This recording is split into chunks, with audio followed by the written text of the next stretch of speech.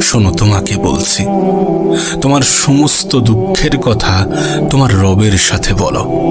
তোমার সমস্ত মন খারাপের কথা তোমার রবের সাথে বলো। তোমার সমস্ত আফসোস, অভিযোগ, সমস্ত কিছু তোমার রবের সাথে বলো।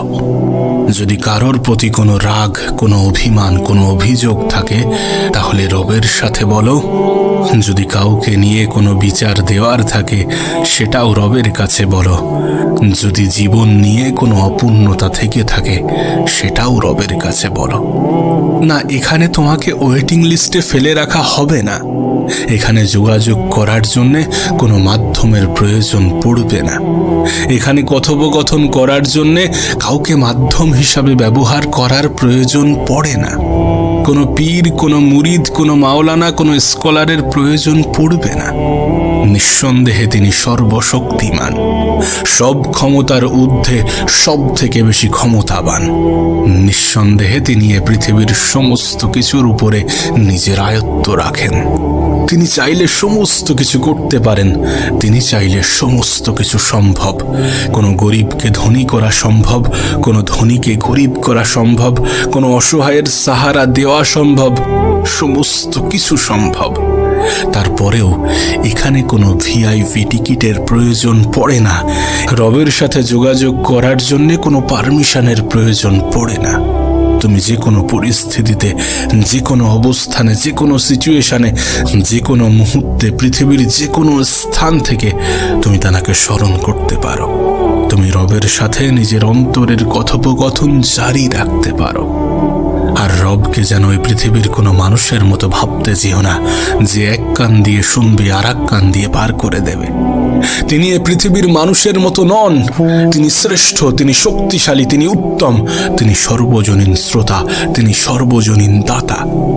এমনটা নয় তুমি অন্তরের স্থল থেকে রবের কাছে কিছু চাইবে আর তিনি তোমাকে বঞ্চিত করবেন।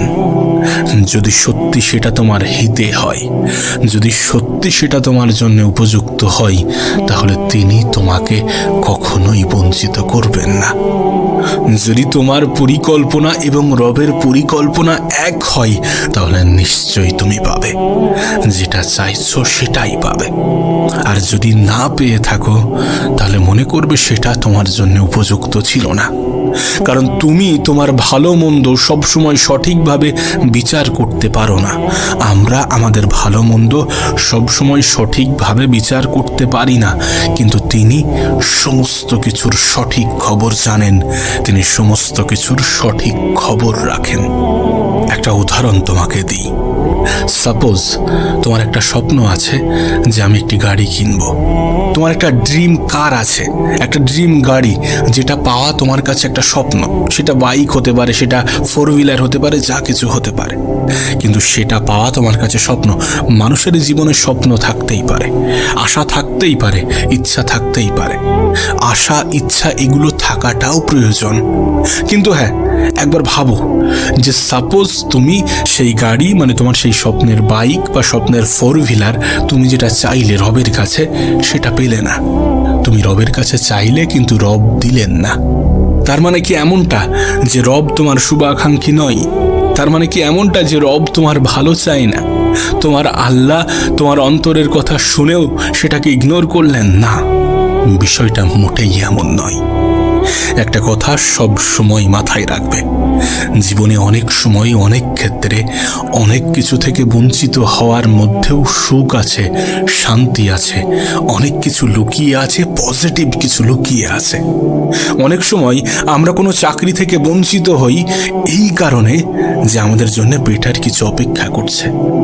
অনেক সময় আমরা জীবনে বিফল হই এই কারণে, কারণ আমাদের জন্য এর থেকেও ভালো সফলতা অপেক্ষা করছে, বা এমন কিছু অপেক্ষা করছে যেটা তোমার জন্য উপযুক্ত বা আমাদের জন্য উপযুক্ত। তুমি তোমার স্বপ্নের গাড়ি, তুমি তোমার স্বপ্নের বাইকটা রবের কাছে চাইলে, কিন্তু পেলে না। কিন্তু তোমার চিন্তা ভাবনা অনুযায়ী সেই গাড়িটা তোমাকে দেওয়া উচিত ছিল। আল্লাহ সেই গাড়িটা তোমাকে দিলে তোমার খুব ভালো হতো।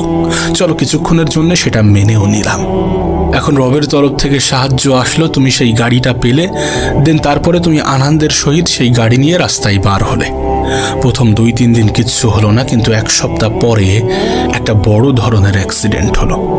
সেই অ্যাক্সিডেন্টে তোমার একটি পা কাটা পড়লো এবং তোমার মেরুদণ্ডের হাড় ভেঙে গেল।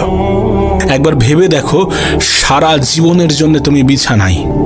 মেরুদণ্ডের হাড় ভাঙা মানে তুমি সারা জীবনের জন্য বিছানায় পড়ে থাকতে পারো। পরিস্থিতি এমনও হতে পারে যে তুমি কোমায় চলে যেতে পারো। কোমা মানে ধরতে গেলে জীবিত অবস্থাতে মৃত, এমন কিছু তো হতেই পারে। তুমি হয়তোবা বলবে যে আমি তো গাড়ি সাবধানে চালাবো, আমি তো গাড়ি আস্তে চালাবো, অ্যাক্সিডেন্ট কেন হবে? এখানে একটা কথা বোঝা খুবই প্রয়োজন। তুমি সাবধানে চালালেই যে অ্যাক্সিডেন্ট হবে না, বিষয়টা এমন নয়। 2 পক্ষকেই সাবধানে চালাতে হবে। তুমি এবং তোমার সামনে যে গাড়ি চালাচ্ছে, দুজনেরই সাবধানতা অবলম্বন করতে হবে। অনেক অ্যাক্সিডেন্ট তো এমনই হয় যে একটি পক্ষের কোনো দোষই নেই, সে বেচারা রাস্তায় দাঁড়িয়েছিল, পিছন থেকে কোনো একটি গাড়ি এসে তাকে মেরে দিয়েছে। সুতরাং এমনটা ভেবো না যে তুমি রাস্তায় সাবধানতা অবলম্বন করবে আর তোমার কিছু হবে না।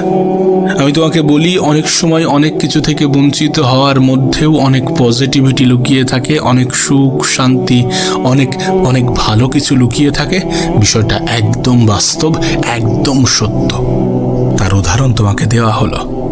বিশ্বাস করুন, অনেক সময় আমাদের চিন্তা ভাবনা এবং রবের পরিকল্পনা এক হয় না, যার ফলে আমরা হয়তো বা কোনো কিছু চাইলাম এবং সেটা পেলাম না। তার মানে রবকে দোষারোপ করা কোনোভাবেই গ্রহণযোগ্য হতে পারে না, কারণ তিনি তোমার থেকেও বেশি তোমার সব থেকে বড় শুভাকাঙ্ক্ষী। হ্যাঁ, হতে পারে তোমার জীবনে প্রবলেমস আছে, হতে পারে তোমার জীবনে সমস্যা আছে, হতে পারে তোমার জীবনে দুঃখ আছে, হতে পারে তোমার জীবনে কষ্ট আছে, কিন্তু তিনি তোমাকে কখনোই এটা বলেননি যে সেটা চিরস্থায়ী।